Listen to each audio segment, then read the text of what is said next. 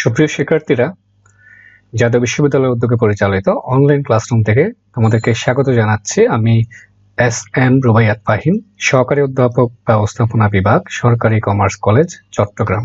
আমরা গত ক্লাসে আলোচনা করেছিলাম যেসব বিষয়গুলো নিয়ে, সেটা ছিল অপারেশনস ম্যানেজমেন্ট কি, সেটা নিয়ে আমরা আলোচনা করেছিলাম। তারপর আমরা পড়েছিলাম সেটা হচ্ছে অবজেক্টিভস অফ অপারেশনস ম্যানেজমেন্ট। তারপর পড়েছিলাম functions of operations management, scope of operations management, transformation process, life cycle approach, relation with specialities, historical development. এইসব বিষয়গুলো নিয়ে আমরা বিস্তারিত আলোচনা করেছি আমাদের প্রথম দুইটা লেকচারে। আজ আমরা আলোচনা করব যে বিষয়টা নিয়ে, সেটা হচ্ছে অপারেশনস স্ট্র্যাটেজি। এই অপারেশন স্ট্র্যাটেজি যদি আমরা বুঝতে চাই, তাহলে আমি একটু রিভিউ করি আমাদের আলোচনাটা, কারণ তার সাথে এই অপারেশন স্ট্র্যাটেজি বোঝার জন্য এটা খুব গুরুত্বপূর্ণ। অপারেশনস ম্যানেজমেন্ট মানে কি? অপারেশনস ম্যানেজমেন্ট মানে হচ্ছে অপারেশন ম্যানেজমেন্ট অ্যাপ্লাই করা। এবার হচ্ছে অপারেশনস মানে কি? অপারেশনস মানে আমরা বলেছিলাম যেটা প্রোডাকশন প্রসেস।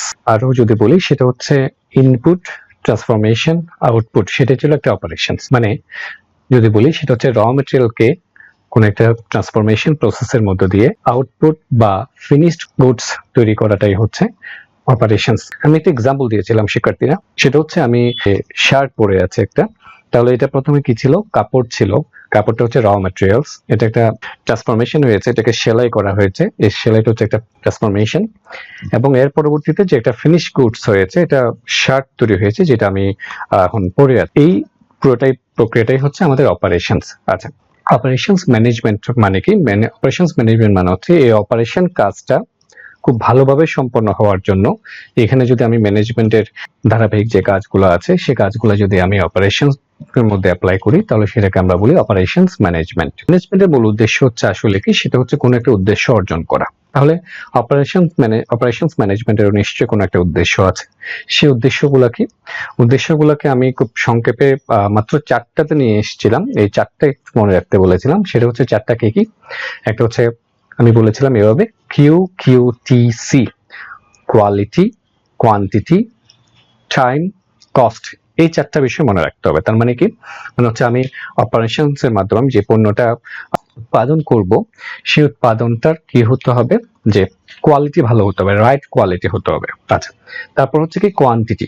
আমার যতটুকু পণ্য উৎপাদন করা দরকার, ঠিক ততটুকু কোয়ান্টিটি আমাকে উৎপাদন করতে হবে। কারণ কোয়ান্টিটি যদি চেঞ্জ হয়, তাহলে এটার প্রভাব সবকিছুর উপরে পড়ে, কস্টের উপর পড়ে, সবকিছুর উপর পড়ে।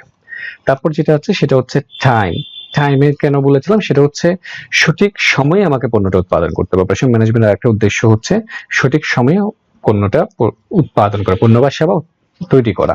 আচ্ছা, লাস্ট যেটা বলেছিলাম সেটা হচ্ছে কস্ট। কস্টটা কেমন হতে হবে? কস্টটা অবশ্যই কম্পিটিটিভ কস্ট হতে হবে। মানে যতটুকু কাস্টমাররা যেটা চায়, তারা যতটুকু সার্ভিস পাবে, সার্ভিস বা ভ্যালু যারা যতটুকু পাবে, ঠিক তার সাথে সামঞ্জস্য রেখে কস্টটা যদি না হয়, তাহলেও আমার কি হবে না, ব্যবসা, আমার উদ্দেশ্যটা ব্যর্থ হবে। আচ্ছা, তাহলে এই ছিল চারটা আমাদের মূল উদ্দেশ্য। কি? আবারও বলছি, কোয়ালিটি, কোয়ান্টিটি, টাইম, কস্ট। তো আমরা যতই সামনের দিকে যাব, আমাদের এই বিষয়গুলো কিন্তু আমাদের মধ্যে মনে সবসময় রাখতে হবে। যদি আমি একটু কনফিউশন করি, তাহলে কিন্তু পরবর্তী বিষয়গুলো আমি বুঝতে পারবো না। তাহলে অপারেশন মানে হচ্ছে র মেটেরিয়ালকে ফিনিশ গুড তৈরি করা, সেটা হচ্ছে অপারেশন। সেখানে আমরা ম্যানেজমেন্ট অ্যাপ্লাই করি উদ্দেশ্য অর্জনের জন্য। উদ্দেশ্যগুলো কি? উদ্দেশ্যগুলো হচ্ছে কোয়ালিটি পণ্য তৈরি করব, সঠিক কোয়ান্টিটি তৈরি করব, সঠিক সময়ে তৈরি করব, এবং কম কস্টে তৈরি করব। আচ্ছা, অর্জন করে উদ্দেশ্যগুলো অর্জন করার মূল কারণ হচ্ছে যে ব্যবসায়ের একটা সামগ্রিক উদ্দেশ্য আছে, তাই না? এই ব্যবসায়ের সামগ্রিক উদ্দেশ্যটাই অর্জন করব। তো এই উদ্দেশ্যগুলো অর্জন করতে গেলে অপারেশনস ম্যানেজারকে বা অপারেশনস ম্যানেজমেন্টকে বেশ কিছু কাজ করতে হয়, তাই না? এই কাজগুলো কি সেগুলো নিয়ে আমরা আলোচনা করেছিলাম। আমরা একটু যদি মনে করার চেষ্টা করি, সেটা হচ্ছে আমরা জানি পুরো প্রসেস যেটা বলেছি, ইনপুট, ট্রান্সফরমেশন, আউটপুট। এই পুরো প্রসেসের মধ্যেই যে প্রত্যেকটা জায়গায় অপারেশনস ম্যানেজারকে বেশ কিছু কাজ করতে হয়, কিছু ডিসিশন নিতে হয়, তাই না? সেগুলো কি? যেমন আমরা বলেছিলাম যে ইনপুট। তাহলে ইনপুট গুলো মানে কি? ইনপুট মানে হচ্ছে র মেটেরিয়ালস বা মেশিন, এগুলা, তাই না? তাহলে দেখো, মেটেরিয়ালস এর ক্ষেত্রে অপারেশন ম্যানেজারকে কিছু কাজ করতে হয়। যেমন কি, তাকে চিন্তা করতে হয় যে কোন কোন ম্যাটেরিয়ালস দরকার, ম্যাটেরিয়ালস গুলো কতটুকু পরিমাণ দরকার, কতদিন আগে কিনতে হবে, এই বিষয়গুলো। যে মানে আমরা এটাকে বলতে পারি যে ম্যাটেরিয়াল, যেগুলো আমরা বলি সেটাকে আমরা বলতে পারি যে ইনভেন্টরি ম্যানেজমেন্ট বা ইনভেন্টরি সিস্টেম। এর পরবর্তীতে ম্যান, মেশিন, এইগুলা এই যে প্ল্যান্ট গুলা, আমার যে ফ্যাক্টরিটা, এই গুলা কোথায় উৎপাদিত হবে, লোকেশন, আবার যদি কোথায় সিদ্ধান্ত নিই তাহলে কারখানার ভেতরের লেআউট কেমন হবে, সেই সিদ্ধান্তগুলো আমাকে নিতে হয়। তারপর যদি আমরা যাই ইনপুটের বিষয়ে, তো এই কাজগুলো গেল। তারপর আমরা যদি যাই যে প্রসেস, এই প্রসেসের মধ্যেও ম্যানেজমেন্টকে কিছু ডিসিশন নিতে হয়। সেগুলো কি কি? যেমন আমাদেরকে সিদ্ধান্ত নিতে হয় যে কোন প্রসেসের মধ্য দিয়ে আমরা আগাবো, আমরা যাব, মানে হচ্ছে আমাদেরকে প্রসেস সিলেকশন করতে হয়। আচ্ছা, তারপরে যদি যাই যে আউটপুটেও আমাকে এই জায়গায়ও আমাদেরকে বেশ কিছু সিদ্ধান্ত নিতে হয়, তাই না? যেমন আউটপুটকে আমাকে চিন্তা করতে হয় যে আমার কেমন হবে, আমাকে এখানে ডিজাইন সিলেকশন করতে হয়, তাই না? ডিজাইনটা কেমন ডিজাইন হবে, প্রোডাক্ট ডিজাইনটা কেমন হবে সেটা চিন্তা করতে হয়। কোয়ালিটি, প্রোডাক্টের বিষয়ে কোয়ালিটি সিদ্ধান্ত নিতে হয় যে রাইট কোয়ালিটি ম্যানেজমেন্ট, কি ধরনের কোয়ালিটির পণ্য উৎপাদন করব সেগুলো সিদ্ধান্ত নিতে হয়। আচ্ছা, তো এখন বিষয় হচ্ছে এই যে বললাম যে অনেক কাজ আছে অপারেশন ম্যানেজারকে, তাই না? এখন এই কাজগুলা করতে গেলে, যখন এই সিদ্ধান্তগুলো যখন নিবে, যে সিদ্ধান্তগুলো নেওয়ার পরে অপারেশন ম্যানেজারকে কি করতে হয়, সেটা হচ্ছে অপারেশন ম্যানেজারকে এটা পরিকল্পনা করতে হয় কাজগুলা কিভাবে করবে, তাই না? এখন পরিকল্পনা তো আর সাধারণ পরিকল্পনা নিলে হয় না, সেটা নিতে হয়, স্পেশালাইজড একটা প্ল্যান নিতে হয়, তাই না? সেই পুরো অপারেশন কাজটা ঠিকভাবে সম্পন্ন করার জন্য যে বিশেষায়িত যে পরিকল্পনাটা প্রণয়ন করতে হয়, সেটাকে আমরা বলছি অপারেশনস স্ট্র্যাটেজি। আশা করি কিছুটা আইডিয়া হয়েছে, তাই না? আচ্ছা, আমরা এটাকে আরেকটু সামনের দিকে যাব। আমি এক্ষেত্রে একটু বলে রাখি শিক্ষার্থীরা যারা শুনছো, যে আমার এই যে আমার ক্লাসের মূল উদ্দেশ্য হচ্ছে একটাই, সেটা হচ্ছে কনসেপশনটা ক্লিয়ার করা, তাই না? কারণ তোমাদের সামনে অনেক বই আছে, ম্যাটেরিয়ালস আছে, ইনফরমেশন আসলে তুমি প্রচুর পাবে। তবে আমার মূল বিষয় যেটা, সেটা হচ্ছে যাতে তুমি যে টপিকসটা পড়ছো সেটা যাতে তুমি আসলেই বুঝতে পারো, তাই না? তা যদি তুমি বুঝতে পারো তাহলে তোমার পরীক্ষাও ভালো হবে এবং পরবর্তীতেও তুমি তোমার এই কনসেপশনটা কাজে লাগাতে পারবে তোমার ক্যারিয়ারে। ওকে, আমরা এবার তাহলে নেক্সট যে দিকে যাই। অপারেশন স্ট্র্যাটেজি নিয়ে যদি বুঝতে হয় তাহলে আমাকে যেটা করতে হবে, অপারেশনস আমি বারবার বলছি, অপারেশনস তুমি বোঝোই, অপারেশনস মানে হচ্ছে র মেটেরিয়ালকে ফিনিশড গুডস তৈরি করা। ওকে, আরো একটা মনে রাখবে, সেটা হচ্ছে উদ্দেশ্য আছে 4টা: quality, quantity, time, cost.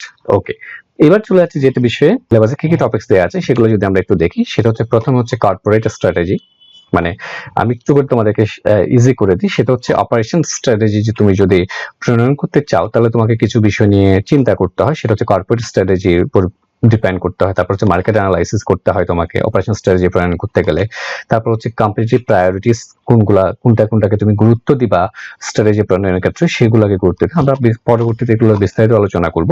Operation strategy তোমাকে প্রণয়ন করতে গেলে, একজন ম্যানেজারকে প্রণয়ন করতে গেলে ওনাকে এই 3টা বিষয়ের উপর ভিত্তি করে অপারেশন স্ট্র্যাটেজি প্রণয়ন করেন। আচ্ছা, এর সাথে রিলেটেড আরো কি কি টপিকস আছে দেখো। সেটা হচ্ছে সার্ভিস স্ট্র্যাটেজি, ম্যানুফ্যাকচারিং স্ট্র্যাটেজি। এটা খুব সোজা, সেটা হচ্ছে আমরা তো অপারেশন স্ট্র্যাটেজি পড়ছি, তাই না? অপারেশনস মানে কি? অপারেশনস মানে হচ্ছে পণ্য বা সেবা তৈরি করা, তাই তো? আচ্ছা, তো এই স্ট্র্যাটেজি, এখন তো এই অপারেশনের জন্য তুমি স্ট্র্যাটেজি নিবা, তাহলে স্ট্র্যাটেজি যদি শুধু প্রোডাক্টের জন্য তুমি নাও সেটাকে আমরা বলছি এখানে যে ম্যানুফ্যাকচারিং স্ট্র্যাটেজি। আচ্ছা, এটা যদি সেবার ক্ষেত্রে স্ট্র্যাটেজিটা নাও সেটাকে বলছে সার্ভিস স্ট্র্যাটেজি। আচ্ছা, তো এরপর আমরা আরেকটি টপিকস আছে আমাদের, সেটা হচ্ছে মাস কাস্টমাইজেশন। মাস কাস্টমাইজেশন নিয়ে আমরা বলবো। মূলত মনে রাখবো যে মাস কাস্টমাইজেশনটা হচ্ছে একটা কম্পিটিটিভ প্রায়োরিটি। মানে কি? মানে হচ্ছে আমি যখন স্ট্র্যাটেজি প্রণয়ন করব, কৌশল প্রণয়ন করব, বিশেষ পরিকল্পনা প্রণয়ন করব, তখন কিছু কিছু বিষয়কে আমি গুরুত্ব দিব, তাই না? গুরুত্ব দিব, সেগুলোকে আমরা বলছি কম্পিটিটিভ প্রায়োরিটি। তার মধ্যে অন্যতম একটা হচ্ছে কাস্টমাইজেশন। আচ্ছা, তাহলে আমরা আমাদের টপিকস গুলো দেখলাম। আজকের এই ক্লাসটাতে আমরা এই প্রত্যেকটা টপিকস আমরা কভার করার চেষ্টা করব। ওকে, তাহলে আমরা সামনের দিকে যাই। আমরা এবার আলোচনা করছি যে বিষয়টা নিয়ে, মূল টপিকসটা, সেটা হচ্ছে অপারেশনস স্ট্র্যাটেজি। তো আমি আগের ক্লাস 2টাতেও দেখেছো যে সেটা হচ্ছে মূল টপিকস, যেটা সেটার উপরই আমি মূল ফোকাস করি। আমার মূল আলোচনার বিষয় হচ্ছে সেটা যদি তুমি বোঝো, অপারেশন স্ট্র্যাটেজিটা তুমি যদি বোঝো তাহলে বাকিগুলো তুমি অটোমেটিক বুঝতে পারবে। আচ্ছা, তাহলে অপারেশন স্ট্র্যাটেজি বুঝতে গেলেই যে এখানে অপারেশন যেটা তুমি বুঝো, স্ট্র্যাটেজিটা বুঝতে হবে, তাই না? স্ট্র্যাটেজিটা আমি অনেকবার বলেছি, একটু মধ্যে ব্যক্তিগত অভিজ্ঞতা যদি আমি তোমাদের সাথে একটু শেয়ার করি, সেটা হচ্ছে আমার স্টুডেন্টদের ক্ষেত্রে দেখেছি, সেটা হচ্ছে স্ট্র্যাটেজি নিয়ে স্টুডেন্টরা সাধারণত বুঝতে পারেন না। আর তার অন্যতম কারণ হচ্ছে যে আমরা যেসব বইপত্র বা যেসব ম্যাটেরিয়ালস গুলো আমাদের কাছে আছে সেগুলোতে আমরা আসলে আসলে স্ট্র্যাটেজি প্রচুর শুনি, এটা একটা বাজওয়ার্ড, এত বেশি ইউজ করা হয় শব্দটাকে, এত বেশি ভাবে এত বিভিন্ন ভাবে বলা হয়, আসলে সবাই কনফিউজড হয়ে যায়। আমি নিজেও মাঝে মধ্যে পাজল হয়ে যাই যে স্ট্র্যাটেজিটা কি। তো আমি আজকে চাইবো যে যারা কথাগুলো শুনছো তোমরা যেন স্ট্র্যাটেজিটা আজকের এই লেকচারটার পরে স্ট্র্যাটেজিটা বুঝতে পারো অন্তত, কারণ তোমাদের বিভিন্ন জায়গায় স্ট্র্যাটেজি শব্দটা লাগবে। তোমরা পরবর্তীতে স্ট্র্যাটেজি বিষয়ে অনেক অনেক কিছু পড়বে, তার মধ্যে আমাদের একটা স্পেশালাইজড সাবজেক্ট আছে যে স্ট্র্যাটেজিক ম্যানেজমেন্ট। তো স্ট্র্যাটেজি কি এটা যদি আমি বুঝতে যাই, যেহেতু আমি বারবার বলছি যে অনেকে পাজলড হয়ে যায় বা কনফিউজড হয়ে যায়, এই জন্য আমি যেটা গিয়েছি সেটা হচ্ছে এটার অর্থটা কি সেটা বোঝার চেষ্টা, সেটার দিকে গিয়েছি। এই জন্য আমি সরাসরি তোমাদের জন্য একটা ডিকশনারি মিনিং দেখাচ্ছি, যে ক্যামব্রিজ ডিকশনারিতে যে স্ট্র্যাটেজির কি মিনিং আছে সেটা আমি তোমাদের জন্য নিয়ে আসছি। আমরা একটু করে দেখি ক্যামব্রিজ ডিকশনারিতে এটা বলেছে, সেটা হচ্ছে এ detailed plan for achieving success in situation. এটা তাহলে স্ট্র্যাটেজি মানে কি? এটা আমার কথা না, এটা হচ্ছে ক্যামব্রিজ ডিকশনারি বলছে যে একটা ডিটেইলড প্ল্যান। এটা প্ল্যান ডেফিনেটলি, তবে প্ল্যানটা সাধারণ কোনো প্ল্যান না, এটা একটা ডিটেইলড, তাই না? সবকিছু থাকবে প্ল্যানটার মধ্যে। ওকে, তবে প্ল্যানটা কেন তুমি করবা, এখানে প্রত্যেকটা শব্দ কিন্তু গুরুত্বপূর্ণ। বলছে ফর অ্যাচিভিং সাকসেস, তুমি সাকসেস অর্জন করার জন্য, সফলতা অর্জন করার জন্য তোমাকে ডিটেইল একটা প্ল্যান করতে হবে। আচ্ছা, একটু পর্যন্ত সবাই বলে আমরা বুঝতে পারছি, তাই না? তবে একটু দিয়েও আসলে এই স্ট্র্যাটেজিটা ক্লিয়ারলি বোঝা যায় না। এখানে কিছু কথা বলেছে যে এই প্ল্যানটা কি কোথায় করবে তুমি, ইন সিচুয়েশনস, কিছু কিছু সিচুয়েশনে। আচ্ছা, কোন কোন সিচুয়েশন, এটা যদি আমি একটু ভালো করে খেয়াল করি তাহলে বিষয়টা আরেকটু খেয়াল করতে, তাহলে এই অর্থটা পুরোটা দেখি। আমি অর্ধেক দেখাচ্ছিলাম তোমাদেরকে, পুরোটা দেখো এখন। দেখো তাহলে বলেছে a detailed plan for achieving success in situations, situation গুলাতে কোন একটা সিচুয়েশন তুমি একটা প্ল্যান নিবা সাকসেস অর্জন করার জন্য। আচ্ছা, সিচুয়েশন গুলা কি? সিচুয়েশন গুলো যেমন তেমন সিচুয়েশন না, কিছু এক্সাম্পল দিয়েছে দেখো। such as কি কি, যেমন ওয়ার মানে কি, যুদ্ধ, politics, business, industry or sport. তাহলে দেখো যে এই এই জায়গাগুলোতে যেগুলাতে তুমি যদি সফল হতে চাও তাহলে যে প্ল্যানটা নিবা সেই প্ল্যানটা হচ্ছে তোমার স্ট্র্যাটেজি সম্পর্কে আরো একটু কথা বলেছে। দেখো সেটা কি, সেটা বলেছে or the skill of planning for such situations. ওই সিচুয়েশন গুলাতে তোমাকে তুমি পরিকল্পনা করার জন্য যে তোমার যে স্কিল লাগবে সেই স্কিলটাকে, তোমার যে দক্ষতা লাগবে দক্ষতাটাকেও স্ট্র্যাটেজি বলছে।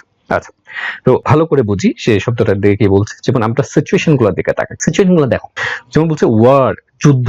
যুদ্ধকে এটা কঠিন বিষয় না? তাহলে যুদ্ধতে তুমি যদি সাকসেস অর্জন করতে চাও তাহলে তুমি কি আমি যদি তুমি যে শুনছো, তোমাকে যদি আমি বলি যে একটা যুদ্ধ বাজবে তোমার সাথে, তোমার দেশের সাথে অন্য কোনো দেশে, তুমি একটা স্ট্র্যাটেজি নিয়ে যাও, তাহলে তুমি নিলে কি হবে? এটা কি এত সহজ বিষয়? এটা কখনো না। যেমন আরো যদি বলি, তাহলে যুদ্ধতে তুমি যদি সফল হতে চাও, মানে একটা দেশের সাথে যুদ্ধ করে যদি তোমাকে সফল হতে চাও, তোমাকে পরিকল্পনা তো করবাই। তবে পরিকল্পনাটা নিশ্চয়ই কেমন হতে হবে? এটা একটা স্পেশালাইজড হতে হবে, তাই না? অনেক ধরনের অনেক কিছু চিন্তা ভাবনা করে তারপর প্ল্যান নিতে হবে। তখন সেই প্ল্যানটাকে আমরা বলছি স্ট্র্যাটেজি, তাই না?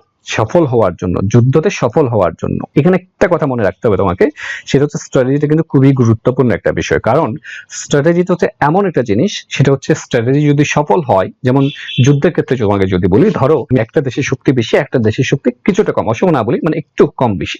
আচ্ছা, যে একটু কম শক্তির যে দেশ, সে দেশটাও যদি এমন কোনো ওয়ার স্ট্র্যাটেজি নেয় যে স্ট্র্যাটেজির কারণে সে চাইলে কি হতে পারে, যে তার থেকে যে শক্তিশালী যে দেশ তার বিরুদ্ধে জয়লাভ করতে পারে, তাহলে দেখো স্ট্র্যাটেজিটা খুবই গুরুত্বপূর্ণ। স্ট্র্যাটেজি মানে হচ্ছে পরিকল্পনাটা খুবই গুরুত্বপূর্ণ, তাই না? আচ্ছা, তারপরেও যারা শুনছো তাদের কাছে একটু এলোমেলো মনে হতে পারে কথাগুলো। আমি আরেকটু উদাহরণ দিই। যেমন দেখো এখানে আরো বলেছে যে ওয়ার, পলিটিক্স, বিজনেস, যে আমরা বিজনেসের স্টুডেন্ট, আমরা বিজনেসের স্ট্র্যাটেজিটা ফলো করি, তো এই জন্য স্ট্র্যাটেজি আমাদের আলোচ্য বিষয়। Industry or sport. আচ্ছা, আমি স্ট্র্যাটেজি বোঝানোর জন্য যে এখানে এই সিচুয়েশন গুলোর মধ্যে যেটা সবচেয়ে সহজ সেটার দিকে নিয়ে যায়, যে স্পোর্ট, খেলাধুলার ক্ষেত্রে স্ট্র্যাটেজিটা বোঝানোর চেষ্টা করি যাতে তুমি স্ট্র্যাটেজির অ্যাকচুয়াল মিনিংটা বুঝতে পারো। আচ্ছা, আমি প্রথমে একটা ফুটবলের এক্সাম্পল দিই, যেহেতু আমার খুব প্রিয় খেলা ফুটবল। আমি ফুটবল খেলতে পছন্দ করতাম, এখন দেখতে খুবই পছন্দ করি।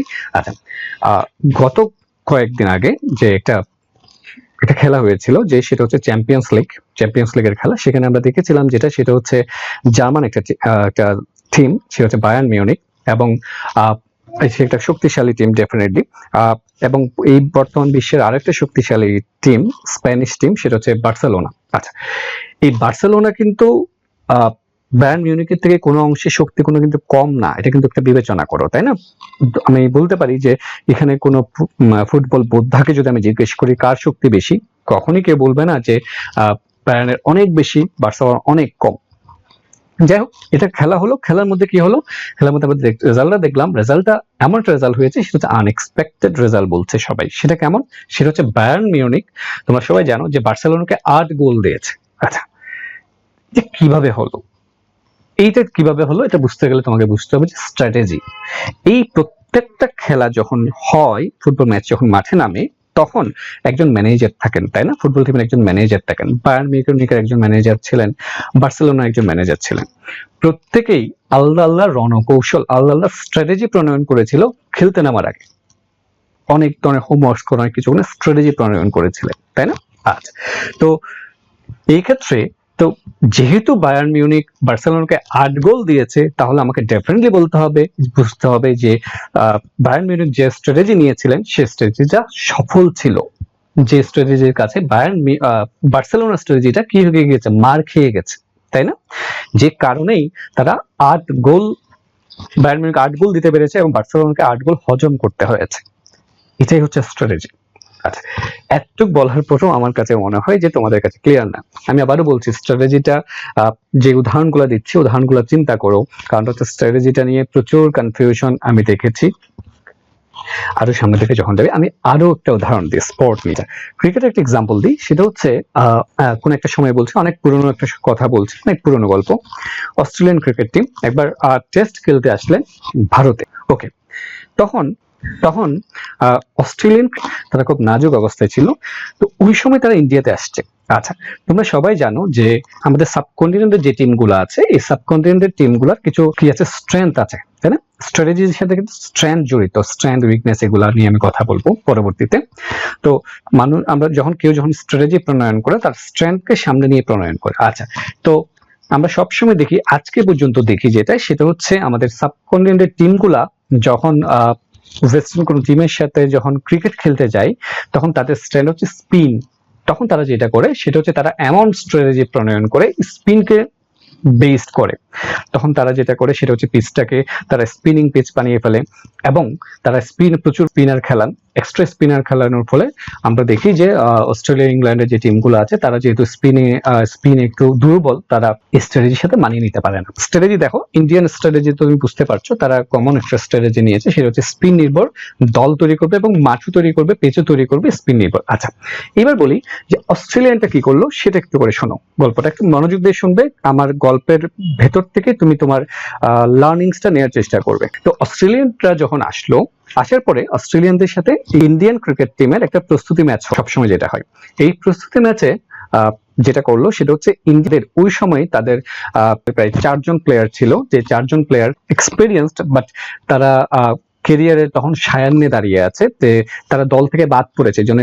এই 4 জন প্লেয়ারকে কি করলো, যে তাদেরকে ওই প্রস্তুতি ম্যাচটাতে ওই 4 জনকে খেলাল, মানে যারা দলে চান্স পায়নি, কিসের কারণে, তাদের অফ ফর্মহীনতার কারণ। এখন অস্ট্রেলিয়ানের জাতীয় টিমের সাথে ইন্ডিয়া টিমের যখন প্রস্তুতি ম্যাচ হলো, তখন ওই ম্যাচে দেখা গেল যে অস্ট্রেলিয়ান জাতীয় টিম হেরে গেল কাদের কাছে, ইন্ডিয়ান এ দলের কাছে, তাই না? এবং হেরে যাওয়ার মূল কারণ যে যেই 4 জন কি ছিল, তাদের এক্সপেরিয়েন্স প্লেয়ার ছিল, 4 জন এক্সপেরিয়েন্স প্লেয়ার চমৎকার পারফরমেন্স করলেন, তার ফলশ্রুতিতে অস্ট্রেলিয়ানরা হেরে গেল।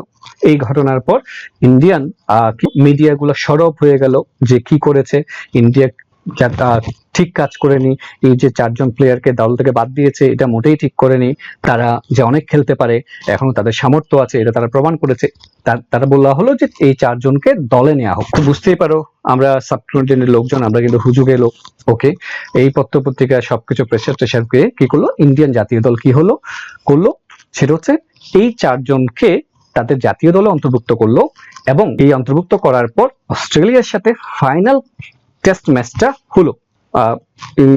ইন্ডিয়ার তো তুমি জানোই যে তারা স্পিনিং টিম নামিয়েছে, স্পিনিং পিচ তৈরি করেছে, কিন্তু দেখা গেল রেজাল্ট কি হলো, যে অস্ট্রেলিয়া হেরে যাওয়ার কথা, সে অস্ট্রেলিয়া বিপুল ব্যবধানে ইন্ডিয়ার বিরুদ্ধে জিতে গেল। এবং জিতে যাওয়ার অন্যতম কারণ হচ্ছে এই ইন্ডিয়ান টিমে যে যে চারজন সিনিয়র প্লেয়ারকে নেওয়া হলো, এই চারজন সিনিয়র প্লেয়ার খুবই বাজে পারফরমেন্স করলেন, এবং এটা ইন্ডিয়ান হেরে যাওয়ার অন্যতম কারণ হচ্ছে এই চারজন প্লেয়ারকে দলে নেয়া। আচ্ছা, এটাই ছিল গল্প। তাহলে এই গল্প থেকে তুমি কি স্ট্র্যাটেজি বুঝতে পারছো? স্ট্র্যাটেজি হচ্ছে কার? অস্ট্রেলিয়ার স্ট্র্যাটেজি। অস্ট্রেলিয়ার কি স্ট্র্যাটেজি ছিল খেয়াল করো। অস্ট্রেলিয়ান স্ট্র্যাটেজির কাছে ইন্ডিয়া আসলে হেরে গেছে। অস্ট্রেলিয়া কি করেছিল? অস্ট্রেলিয়া সেটা হচ্ছে অস্ট্রেলিয়া আসলে প্রস্তুতি ম্যাচে ইচ্ছে করে কি করেছে, ওই চার প্লেয়ারকে ভালো খেলতে দিয়েছে। তাদের বিরুদ্ধে তারা ইচ্ছে করে চেষ্টা করেছিল যেন তারা ভালো খেলতে পারে। আচ্ছা, এই কারণে চারজনকে দলে নেওয়া হলো, এবং এই ফলশ্রুতিতে ইন্ডিয়া হেরে গেল অস্ট্রেলিয়ার কাছে। তার মানে দেখো, এই যে এইখানে অস্ট্রেলিয়ার জয়লাভের পেছনে অন্যতম কারণ হচ্ছে তাদের স্ট্র্যাটেজি। আচ্ছা, এখন তুমি এখানে বলতে পারো যে স্ট্র্যাটেজি সবসময় সফল হবে, তার তো নিশ্চয়তা নেই, ব্যর্থ তো হতে পারে। হ্যাঁ, এইখানেই হচ্ছে মূল কাজ হচ্ছে কার?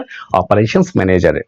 তাহলে অপারেশনস ম্যানেজার যদি স্ট্র্যাটেজিটা ঠিকভাবে প্রণয়ন করতে পারেন, তাই না, তাহলেই তারা কি করতে পারবে, স্ট্র্যাটেজিটা সফল হবে। তাহলে স্ট্র্যাটেজি মানে হচ্ছে স্পেশাল কোন একটা প্ল্যান, তাই না, যেটা কি করবে, যেটা নিজের স্ট্রেংথের উপর ডিপেন্ড করে, অন্যের উইকনেস কে পুঁজি করে যেটা নিবে, সেটা হচ্ছে স্ট্র্যাটেজি। আচ্ছা, আমার কথাটা যারা বুঝতে পেরেছো তাদের জন্য ধন্যবাদ, যারা আরেকটু বোঝার দরকার তাদের জন্য চলো আমরা একটা ভিডিও দেখি। Well, the word strategy originally comes from the Greek word strategos, meaning the art of the general. In other words, the origin of strategy comes from the art of war, and specifically the role of the general in a war. In fact, there's a famous treatise entitled The Art of War that is said to have been authored by Sun Tzu, a legendary Chinese general, around the 2nd century BC. Strategists consider The Art of War to be one of the great masterpieces on strategy. In The Art of War, the goal is to win. Winning is good and losing is very, very bad. Can you imagine the great Hannibal saying something like, "Our strategy is to beat Rome"? No, Hannibal's goal was to defeat Rome. His strategy was to bring hidden strengths against the weaknesses of his enemy at the point of attack to achieve that goal, such as crossing the Alps when the enemies did not believe he could. The general is responsible for multiple units that must work together to win the battle and the war. The way the general adds value to the battle is by providing high-level orchestration and vision. That is, he can see what the field commanders cannot. Great generals think about the whole, and they work to coordinate all the necessary pieces, even sacrificing some pieces when necessary, in order to ensure that the overall goal is achieved.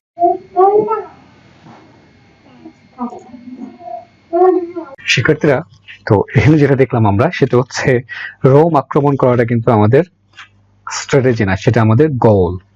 তো গোলটা অর্জন করার জন্য আমরা যে পন্থা অবলম্বন করব সেটা হচ্ছে আমাদের স্ট্র্যাটেজি। আচ্ছা, তবে স্ট্র্যাটেজির ক্ষেত্রে আরেকটা গুরুত্বপূর্ণ বিষয় যেটা, সেটা হচ্ছে এক্ষেত্রে আমাদের রিসোর্স গুলাকে আমরা মূলত কাজে লাগে, আমাদের স্ট্রেংথ, আমাদের উইকনেস, এই বিষয়গুলো আমরা বিবেচনায় রাখি। তো আমরা পরবর্তীতে যেটা দেখি সেটা হচ্ছে কোন একটা অর্গানাইজেশনে কি কি ধরনের স্ট্র্যাটেজি থাকে।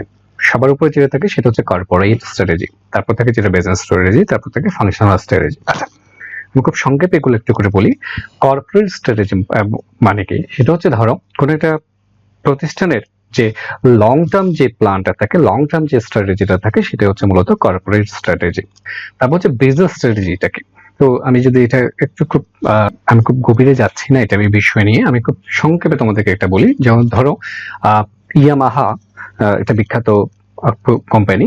তো ইয়ামাহা যে স্ট্র্যাটেজিটা প্রথমে নিবে, যে তার মার্কেট শেয়ার কেমন হবে, তার ইপিএস কেমন হবে, সে 5 বছর পরে ব্যবসার পরিস্থিতি তার কেমন দেখতে চাই, সেটা হচ্ছে কর্পোরেট স্ট্র্যাটেজি। এখন ধরো ইয়ামাহার বেশ কিছু উইং আছে, ধরো ইয়ামাহা মোটরসাইকেল তৈরি করে, আবার ইয়ামাহা মিউজিক্যাল ইনস্ট্রুমেন্ট তৈরি করে। তাহলে ইয়ামাহা মোটরসাইকেলের জন্য যে স্ট্র্যাটেজিটা প্রণয়ন করে সেটা হচ্ছে বিজনেস স্ট্র্যাটেজি। এবার যাই, এই বিজনেসে, একটা বিজনেসকে যদি আমরা দেখি, একটা বিজনেসে মূলত 3টা বড় বড় ডিভিশন আছে।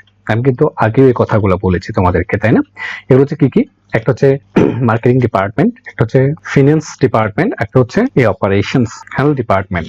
আচ্ছা, এগুলোকে যেমন আমি একটু করে সংক্ষেপে বলে দিই, যেমন ফিনান্সকে ম্যানেজ করার জন্য যেটা, সেটাকে আমরা বলি ফিনান্সিয়াল ম্যানেজমেন্ট, তাই না? তো ফিনান্সের কাজ কি? ফিনান্সের কাজ হচ্ছে ব্যবসার জন্য, ব্যবসা করার জন্য যে টাকাটা দরকার সেটা সংস্থান করা, কোত্থেকে আসবে না আসবে সে বিষয়গুলো বিবেচনা করা, এবং টাকাটা তুমি কোথায় কোথায় ইনভেস্ট করবে সে বিষয়গুলো বিবেচনা করাটাকে বলা হয় ফিনান্স। আচ্ছা, তাহলে অপারেশন মানে তো তুমি জানোই, অপারেশন মানে উৎপাদন প্রক্রিয়াটা হচ্ছে অপারেশন, র মেটেরিয়ালস থেকে ফিনিশ গুডস তৈরি করা। আর মার্কেটিংটা হচ্ছে সাধারণত যে তোমার যে ফিনিশ কোর্সটা আছে, যে তোমার যে পণ্যটা কাস্টমারদের কাছে বিক্রি করার যে প্রসেসটা আছে সেটা হচ্ছে মার্কেটিং। এটা মোটা দাগে বলেছি আমি। আর এখন যেটা বলছি সেটা হচ্ছে, দেখো তাহলে আমার যে কর্পোরেট স্ট্র্যাটেজি আছে, এই কর্পোরেট স্ট্র্যাটেজি বিজনেস স্ট্র্যাটেজি, এইটার উপর ভিত্তি করে, এই বিজনেস স্ট্র্যাটেজির উপর ভিত্তি করে প্রতিষ্ঠানের তিনটা বড় বড় যে ডিপার্টমেন্ট বা ডিভিশন আছে এরাও কিছু স্ট্র্যাটেজি প্রণয়ন করে। তো এই স্ট্র্যাটেজি গুলা হচ্ছে কে আমরা বলি ফাংশনাল স্ট্র্যাটেজি। তো আজকে আমাদের আলোচনার বিষয় হচ্ছে অপারেশন স্ট্র্যাটেজি। তাহলে তুমি বুঝতেই পারছো যে অপারেশন স্ট্র্যাটেজি কিভাবে প্রণয়ন করবে। অপারেশন স্ট্র্যাটেজি প্রণয়ন হবে মূলত কর্পোরেট স্ট্র্যাটেজিকে বেসড করে, তাই না? আরো এরপরেও কিছু বিবেচ্য বিষয় হবে। তাহলে অপারেশন স্ট্র্যাটেজি, আমি যদি আগের কথাটা বলি, যে আমি যখন উদ্দেশ্যের কথাটা বলেছিলাম তখনও কিন্তু এই কথাগুলো আমি বলেছিলাম যে অপারেশন ম্যানেজমেন্টে কিছু উদ্দেশ্য আছে। তাহলে অপারেশন ম্যানেজমেন্টের উদ্দেশ্যগুলা তো আবার বলেছিলাম, কোয়ালিটি, কোয়ান্টিটি, টাইম, কস্ট। তো এই উদ্দেশ্যগুলো অর্জন করব কেন? এগুলো অর্জন করবো মূলত ব্যবসার মূল উদ্দেশ্যকে সামনে রেখে। এই অপারেশন ম্যানেজমেন্টের যদি তার উদ্দেশ্য অর্জন করে, ফিনান্সিয়াল ম্যানেজমেন্ট যদি তার উদ্দেশ্য অর্জন করে, মার্কেটিং ম্যানেজমেন্ট যদি তার উদ্দেশ্য অর্জন করে, আসলে আলটিমেটলি ব্যবসার উদ্দেশ্যটাই মূলত অর্জিত হবে। তো স্ট্র্যাটেজির ক্ষেত্রেও একই রকম, এদের স্ট্র্যাটেজির মাধ্যমেই মূলত বিজনেস স্ট্র্যাটেজি, কর্পোরেট স্ট্র্যাটেজিগুলোকে সামনে রেখে মূলত এই স্ট্র্যাটেজিগুলো প্রণয়ন করা হবে। তাহলে আমরা অপারেশন স্ট্র্যাটেজিগুলোকে একটু দেখি। এটা যেটা বলা হয়েছে সেটা হচ্ছে, দেখো বলছে operation strategy is concerned with setting broad policies and plan. তাহলে অপারেশন স্ট্র্যাটেজি কি করে? এটা হচ্ছে কি করে সেটিং করে, এটা প্ল্যান সেটিং করে, বড় পলিসি এবং প্ল্যান সেটিং করে। কিভাবে সেটিং করে? For using the resources of A farm. এটা খুব গুরুত্বপূর্ণ। কিভাবে? তোমার ফার্মে যে রিসোর্স গুলো আছে সেগুলাকে ইউজ করে তুমি প্ল্যানটা করবা, তাই না? এক্ষেত্রে তোমার রিসোর্স যা আছে সেটার উপর বেস করেই কিন্তু তোমাকে কি করতে হবে? স্ট্র্যাটেজি প্রণয়ন করতে হবে। এটা কেন প্রণয়ন করবা? দেখো বলছে to best support its long term competitive strategy. এটা যে লং টার্ম যে কম্পিটিটিভ স্ট্র্যাটেজি আছে সেটাকে সাপোর্ট দেওয়ার জন্য। তো আমরা সোজা কথায় বলতে পারি যে লং টার্ম কম্পিটিটিভ স্ট্র্যাটেজিটাই হচ্ছে মূলত কর্পোরেট স্ট্র্যাটেজি। ওকে, তাহলে আমরা এবার চলে যাচ্ছি কর্পোরেট স্ট্র্যাটেজি প্রণয়ন করতে গেলে আমাদের কর্পোরেট স্ট্র্যাটেজিটা মূলত কি সে বিষয় নিয়ে একটু করে বলি। তো কর্পোরেট স্ট্র্যাটেজি তো বুঝিয়ে গেছে যে প্রতিষ্ঠানের যে লং টার্ম যে স্ট্র্যাটেজিটা আছে সেটাই হচ্ছে মূলত কর্পোরেট স্ট্র্যাটেজি। এবং আরেকটা বিষয় যেটা, সেটা হচ্ছে তাহলে অপারেশন স্ট্র্যাটেজি প্রণয়ন করার ক্ষেত্রে গুরুত্বপূর্ণ বিষয় হচ্ছে তিনটা। কি? এক হচ্ছে কর্পোরেট স্ট্র্যাটেজি, আর একটা হচ্ছে